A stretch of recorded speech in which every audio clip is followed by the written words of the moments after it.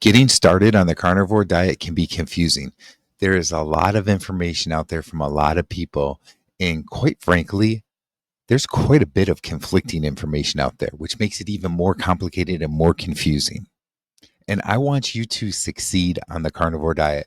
So, I'm going to talk to you today about how I would start the carnivore diet if I was starting all over again. Now, my name is Brian, and I have lost over 85 pounds in nearly 3 years on the carnivore diet. I've healed or improved all kinds of health related issues. I'm talking about things like AFib, um, back pain, and snoring at night, um, arthritis in my big toes, joint pain, just on and on a list of different things, right? So here's the thing. I've been through it myself. I've made mistakes. I've learned from those mistakes. I've had quite a bit of success. Like I said, I lost over 85 pounds. In fact, I lost 60 pounds in the first 3 months on the carnivore diet. So I definitely had a lot of success. I also did make mistakes. I learned from those mistakes. And today I'm going to share with you how I would start the carnivore diet if I was starting today. So, the first thing I would do if I was starting all over again today is that I would transition over a few weeks. I'm talking like probably a good 4 to 6 weeks is best. And when I say transition, I'm going to start out by getting rid of the highly processed foods as much as possible, the sugar and stuff like that.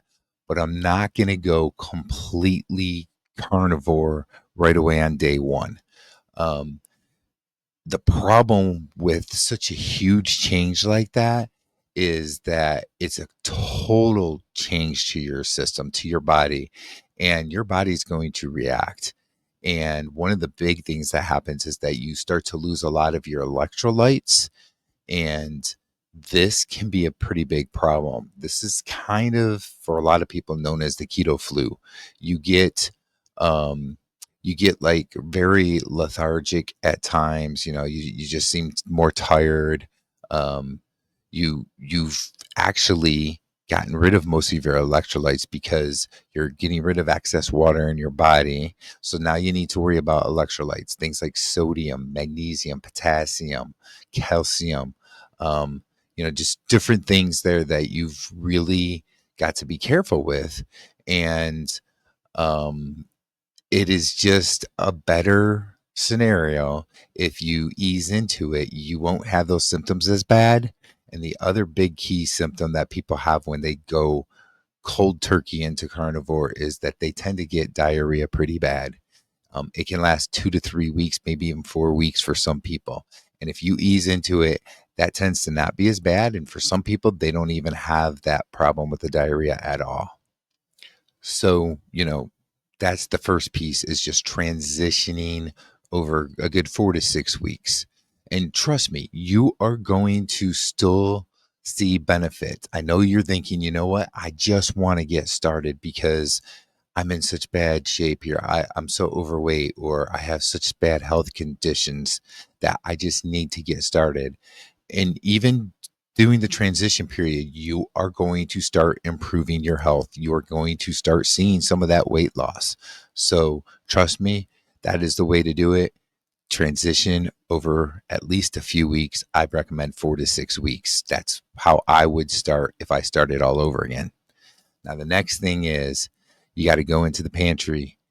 I'd be in that pantry and I would remove everything I can that I'm not going to be eating anymore, because I don't want that temptation. I don't want those cravings to be there and then see that food in the pantry and go and eat it.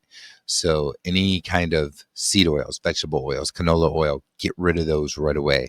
I would be throwing that stuff out, or maybe giving it to a food pantry type place or something like that. But I would not want that in my house anymore.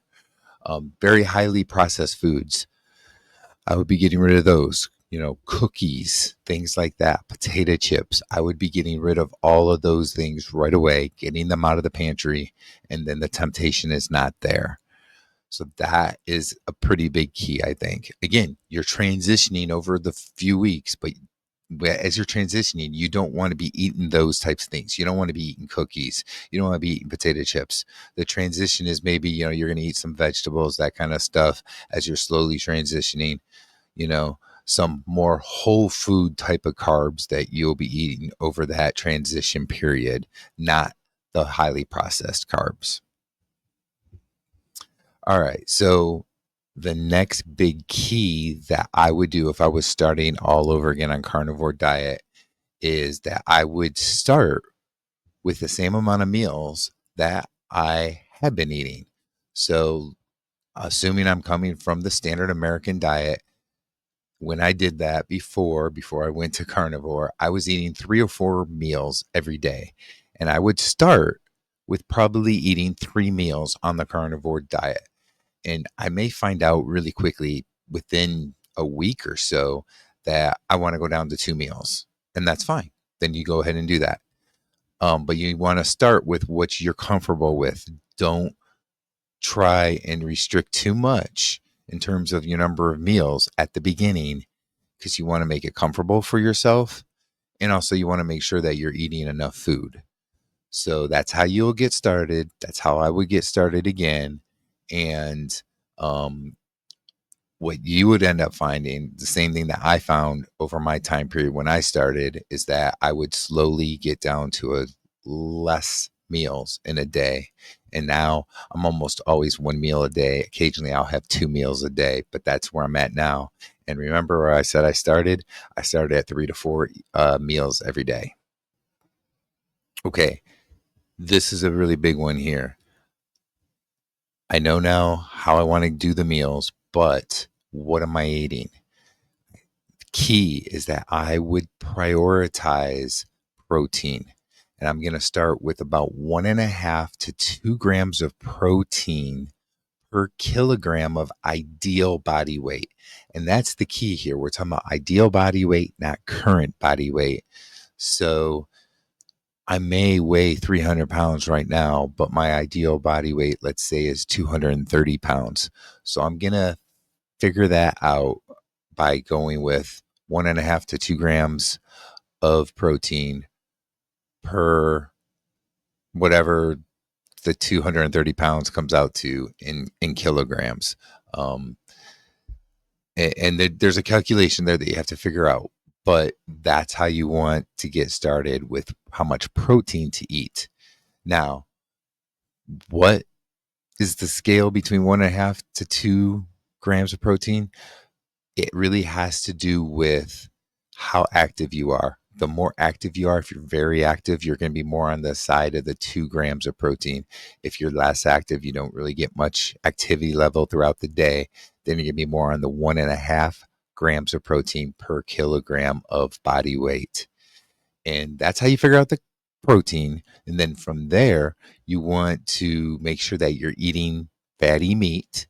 And if you get to the amount of protein that you're going to eat in a given day and you're still hungry, then you continue with fat type of things, whether it's bacon, eggs, which are pretty fatty, those types of things. Maybe you're going to add some butter into your food because you still were hungry, that type of thing. So you don't want to go over what your protein level is supposed to be for the day. And to make sure that you're saturated properly and full, you're going to add more fat into your diet. And you're going to get better with this as you go in the coming days with knowing just how much fat to add in. Now, these are things that I would do if I was getting started on the carnivore diet, but there is more to it than just getting started on the carnivore diet and what I would do. There are common mistakes that people make that I would want to stay away from if I'm getting started, right? Like the best way to get started is to make sure that you're not making common mistakes. So, I did a video about the 5 most common mistakes that people make on the carnivore diet. And that video is right here. You can go ahead and click on that video. It'll take you through those 5 things, and I'll see you in that next video.